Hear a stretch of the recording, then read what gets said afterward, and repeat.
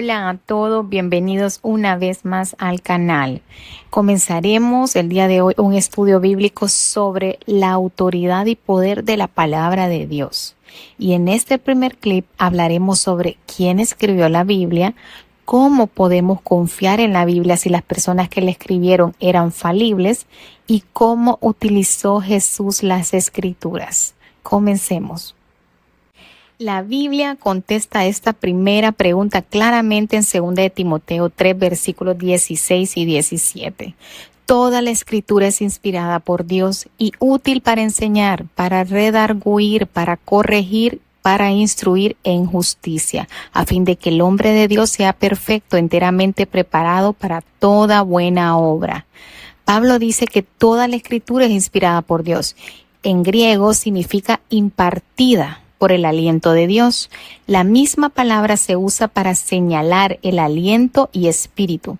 Así que significa que toda la escritura es impartida por el Espíritu de Dios.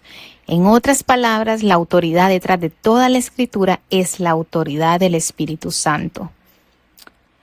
Él usó muchos canales e instrumentos diferentes, pero detrás de todas estas está la autoridad del Espíritu Santo, que es Dios mismo. Ahora bien, dice que toda la Biblia es inspirada, no solo una parte, y que toda es útil. No hay ningún libro que se pueda descartar por no ser importante. Los libros como Nehemías y Esdras son importantes. Cantar de los Cantares, el profeta Nahum son muy importantes. Estudiar la escritura toma muchos años, pero es algo progresivo. Podemos ir de gloria en gloria a medida que estudiamos, meditamos y aplicamos la palabra de Dios.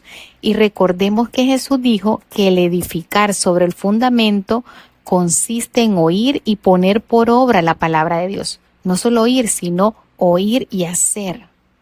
En cuanto a la interpretación de la Escritura, hay un solo intérprete autorizado y es el autor.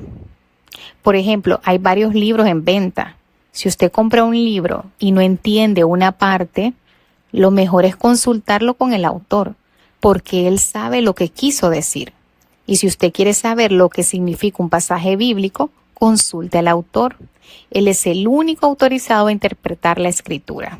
Pedro dice en 2 de Pedro 1, versículos 20 y 21, dice, entendiendo primero esto, que ninguna profecía de la Escritura es de interpretación privada, porque nunca la profecía fue traída por voluntad humana, sino que los santos hombres de Dios hablaron siendo inspirados por el Espíritu Santo. De nuevo, Pedro nos señala lo que ha señalado Pablo, que la autoridad detrás de la Escritura, la fuente de su inspiración, es el Espíritu Santo. Ahora, alguien podría decir que en muchos casos, los hombres que escribieron la Biblia eran débiles, pecadores y falibles. La Biblia inclusive menciona muchos de sus pecados. Me parece que el hecho de que la Biblia haga mención de los pecados de quienes la escribieron es una prueba de su exactitud. Hoy en día muchos quisieran callar sus pecados y no exponerlos y tratar de dar la impresión que son infalibles. Ningún escritor de la Biblia hace eso. Aún en el caso de David, quien fue el autor de la mayoría de los salmos, sus pecados graves están escritos y cualquiera los puede leer. Entonces, ¿cómo puede ser infalible la Biblia si las personas que la escribieron eran falibles? Pues hay una hermosa respuesta a esta pregunta y la encontramos en el Salmo 12, versículo 6. Dice, las palabras de Jehová son palabras limpias, como plata refinada en horno de tierra, purificada 7 veces. Wow, este es un pequeño ejemplo de cómo se purificaba el metal. Y aquí en este capítulo, en este versículo, hay 3 elementos en este cuadro. El horno de barro, que representa el instrumento humano, el fuego, que es el Espíritu Santo que purifica la plata, que es el mensaje.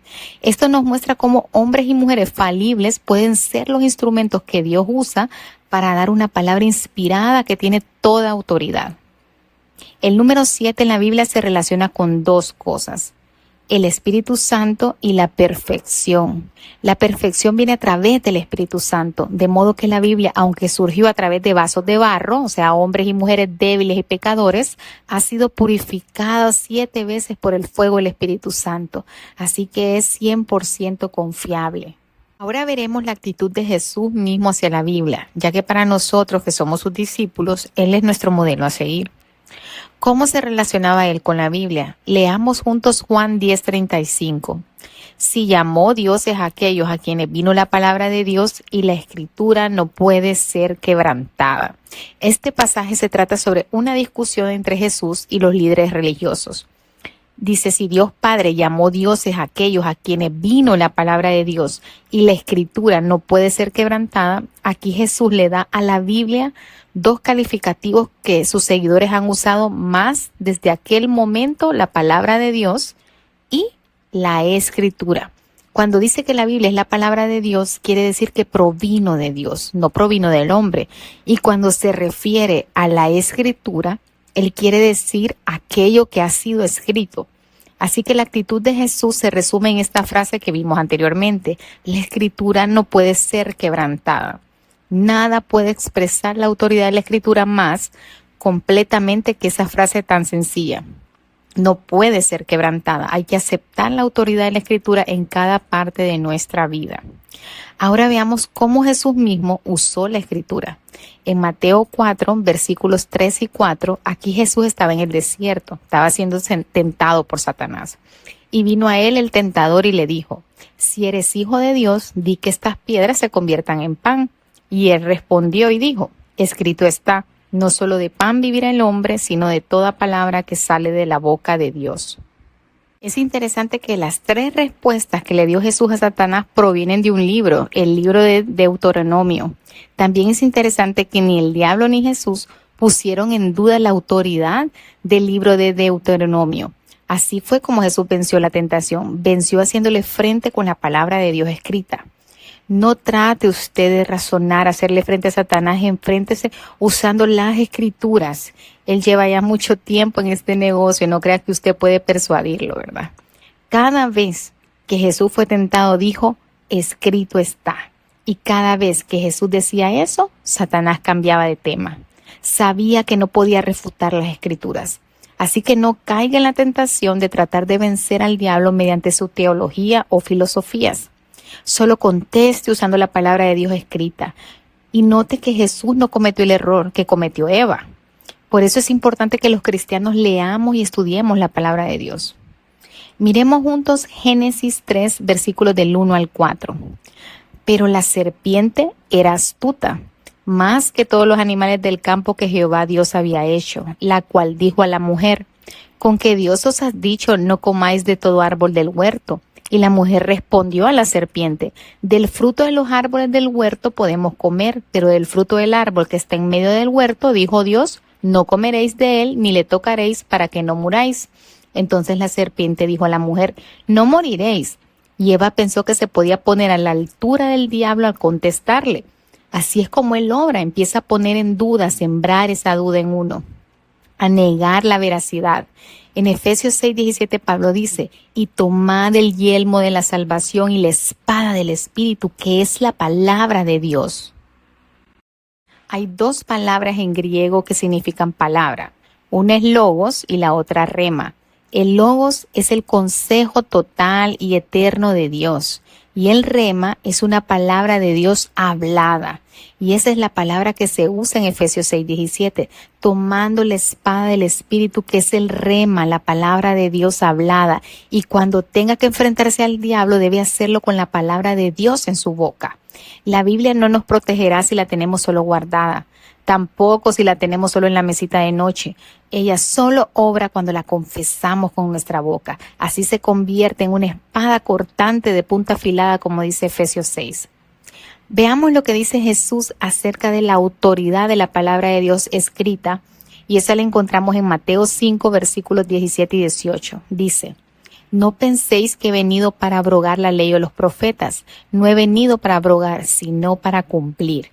Porque de cierto os digo que hasta que pasen el cielo y la tierra, ni una jota ni una tilde pasará de la ley hasta que todo se haya cumplido.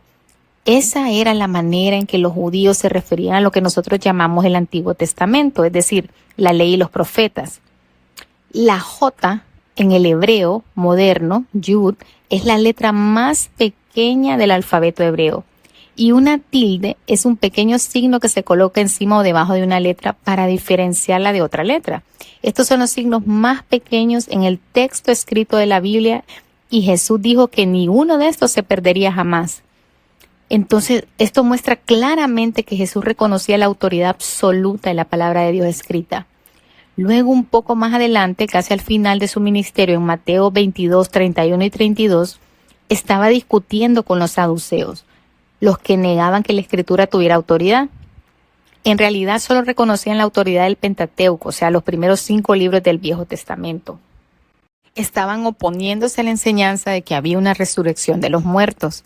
Se acercaron a Jesús para hacer una pregunta astuta y así es como Jesús les respondió. Pero respecto a la resurrección de los muertos, ¿no habéis leído lo que os fue dicho por Dios cuando dijo: yo soy el Dios de Abraham, el Dios de Isaac y el Dios de Jacob? Dios no es Dios de muertos, sino de vivos. Estas eran las palabras que Dios le había hablado a Moisés anteriormente. La escritura nunca está obsoleta. No es solo un relato de la inteligencia humana, es Dios mismo hablando. Eso quiero que entendamos hoy, hermanos. También debemos ver cómo las escrituras se cumplieron en la vida de Jesús.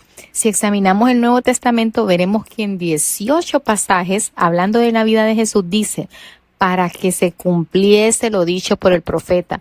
En otras palabras, Jesús no solo creía y proclamaba la escritura, sino que también la obedecía. Su vida entera fue el cumplimiento de las escrituras. En este primer clip nos quedaremos hasta acá.